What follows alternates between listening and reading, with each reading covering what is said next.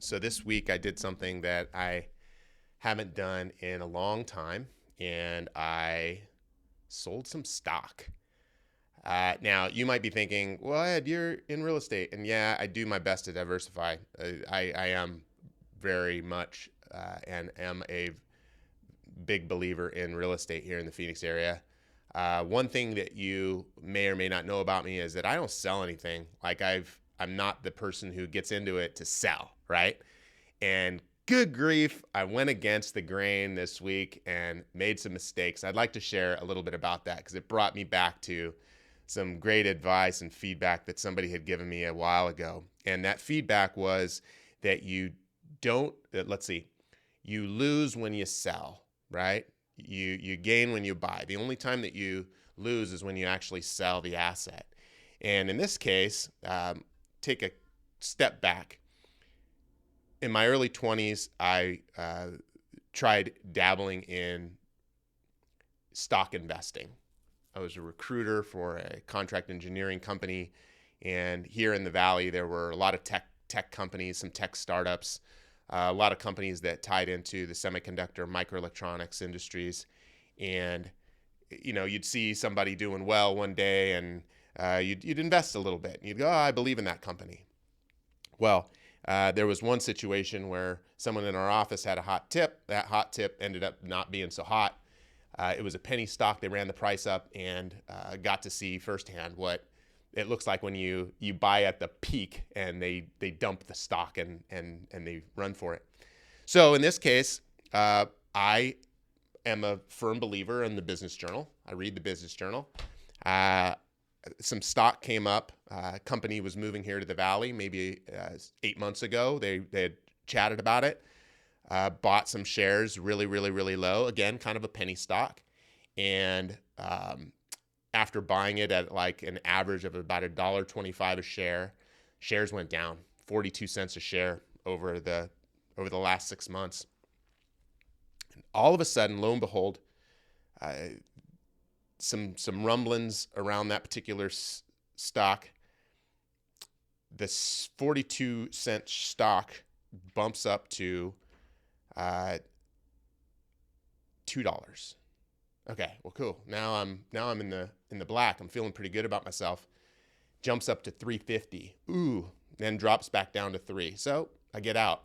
I'm feeling really, really good about myself because profitable, jumped up, was great, but also looking at what like seeing what it did this week after that, recognizing that I got out when I did at a good time and felt the win, but now paying attention to it and creeping it up to $10 a share, it's like, oh,